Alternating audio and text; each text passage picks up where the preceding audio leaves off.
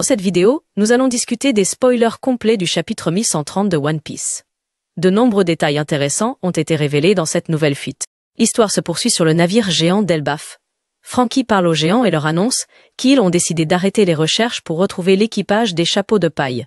Selon lui, ils ont déjà tout fait pour les retrouver.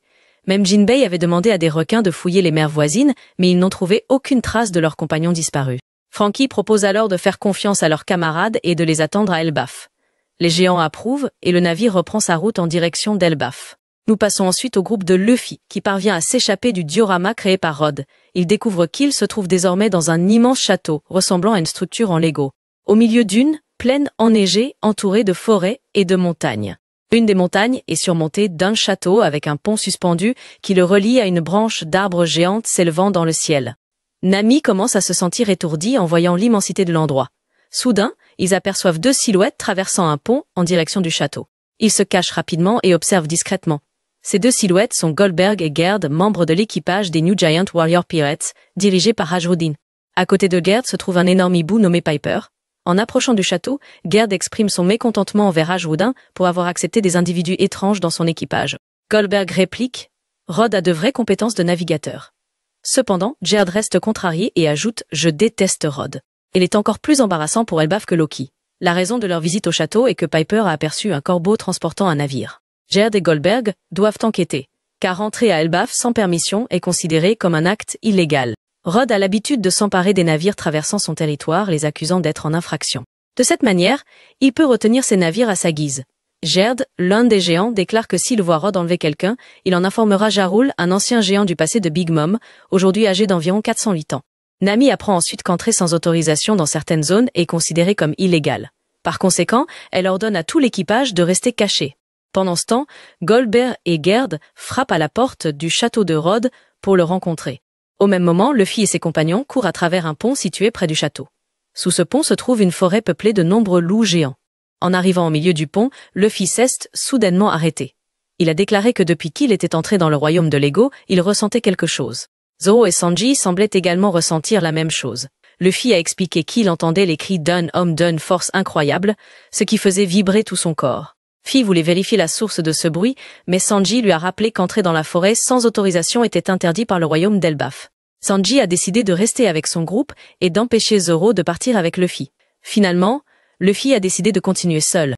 Il a demandé aux autres de poursuivre leur chemin, puis Luffy a sauté du pont dans la forêt en dessous. D'autre part, sur le navire d'Elbaf, le journal mondial de Morgan a été publié. Une des nouvelles choquantes était le rapport selon lequel les pirates géants avaient attaqué l'île d'Eged. Cela a rendu Brogy très en colère. Il a demandé pourquoi répandant-il de tels mensonges. Cependant, en raison de la taille trop petite des caractères dans le journal, il avait du mal à le lire. Robin a ensuite proposé de lire le contenu de l'actualité. Le journal révèle que les pirates guerriers géants se sont réveillés d'un long sommeil de 100 ans. Aux côtés de Luffy, le Yonko des chapeaux de paille, ils sont soupçonnés d'avoir incendié l'île d'Eged. Leurs deux capitaines, Brogy et Dory, ont désormais une prime incroyable de 1,8 milliard de berries pour chacune de leurs têtes. En voyant leur nouveau poster de Prime, Dory et Brogy sont surpris. Ils n'ont pas l'intention de revenir dans le monde des pirates. Leur équipage est très heureux. L'un d'eux commente « Avant, le chef n'avait qu'une prime de 100 millions de berries et maintenant elle a atteint 1,8 milliard de berries. » Robin explique que cette augmentation est logique, compte tenu de l'inflation survenue au cours des 100 dernières années. Elle souligne que ce montant est tout à fait mérité pour les chefs des pirates géants d'Elbaf. Le journal rapporte également que Luffy est l'homme qui a tué Vegapunk. Il contient une grande photo de Luffy sous sa forme Gear 5. Lorsque Robin voit cette photo, elle reste un instant silencieuse en remarquant le signe X sur le bras de Luffy.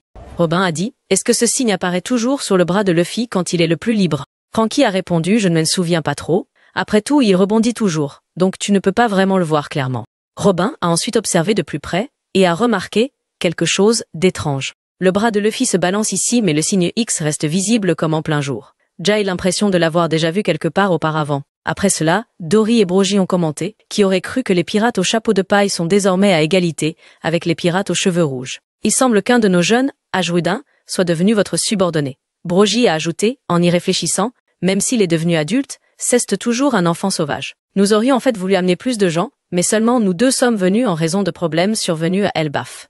Franky a demandé quel problème. Dory et Brogy expliquent. Quand nous sommes partis, Loki, le fils du roi Elbaf, est né. Il est connu sous le nom de Prince Maudit, un géant maléfique. Loki a même tué son propre père, le roi Harald, pour s'emparer du fruit du démon légendaire hérité de la famille royale. Après avoir tué son père, Loki a mangé ce fruit du démon. Les soldats d'Elbaf ont réussi à capturer et à retenir Loki, mais il est devenu trop puissant. Nous avons donc eu besoin de la force de tous les soldats d'Elbaf pour le contenir. Franky est surpris qu'il existe quelqu'un d'aussi puissant qu'il faille mobiliser tous les soldats d'Elbaf pour le retenir. Histoire revient à Luffy sur une double page épique. Au milieu de la neige, Luffy découvre un grand géant enchaîné avec de grosses chaînes. Ce géant s'avère être Loki. Le design du personnage de Loki est vraiment cool et impressionnant. Loki est un géant avec un corps musclé et puissant. Il a de très longs cheveux, avec 2 tresses à l'avant, ainsi qu'une longue barbe qui pousse sur son menton. Sur ses bras, Loki a plusieurs tatouages, bien que leur signification et leur forme ne soient pas encore entièrement claires. Les vêtements de Loki sont simples, comme ceux des géants en général, mais sont maintenus par une boucle ornée du symbole Jolly Roger. De plus, il porte une couronne et un casque typique de couleur noire avec 2 longues cornes, ressemblant à Loki de l'univers Marvel. Une grande hache est suspendue à son dos, ajoutant une impression de danger. Une des caractéristiques uniques de Loki est ses yeux recouverts de tissu. Lorsqu'il parle avec Luffy, on peut voir sa longue langue sortir, semblable à l'habitude de Doflamingo. D'un ton provocateur, Loki demande « Quel est ton nom ?»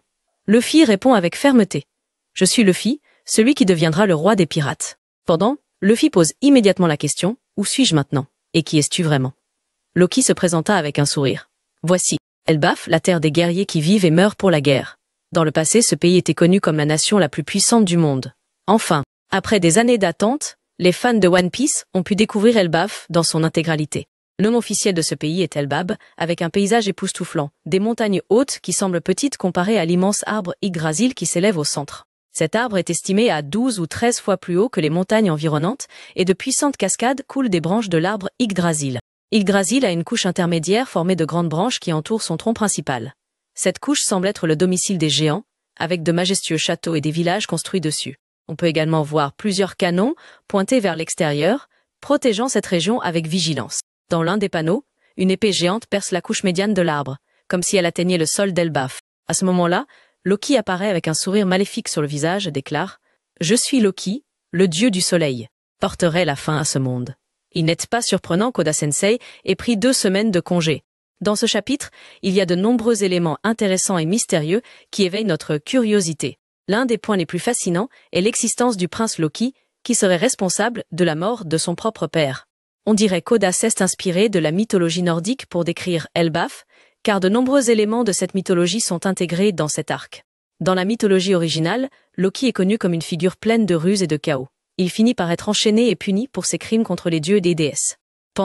Après s'être échappé, Loki collabore avec des géants et déclenche une grande guerre connue sous le nom de Ragnarok.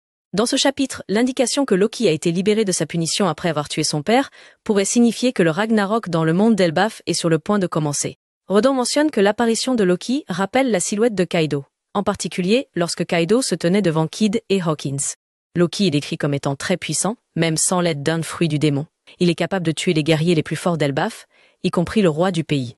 Lorsque Loki apparaît, sa puissance de haki semble si immense qu'elle choque Luffy, Zoro et Sanji, bien qu'ils soient encore loin de l'endroit où se trouve Loki. Ce qui rend la situation encore plus tendue, c'est que Loki possède maintenant un fruit du démon légendaire protégé par le roi d'Elbaf. C'est pourquoi tout Elbaf se prépare à faire face à une grande menace de la part de Loki. Ils craignent Kid Nai et personne capable de l'arrêter. Loki a pu tuer le roi sans le pouvoir du fruit du démon. Et avec sa puissance actuelle, il s'apprête à déclencher le Ragnarok, une grande guerre qui va secouer Elbaf. C'est un débat intéressant pour nous cette fois. Selon vous, quel fruit du démon Loki a-t-il mangé pour oser sacrifier la vie de son propre père? Écrivez votre avis dans les commentaires.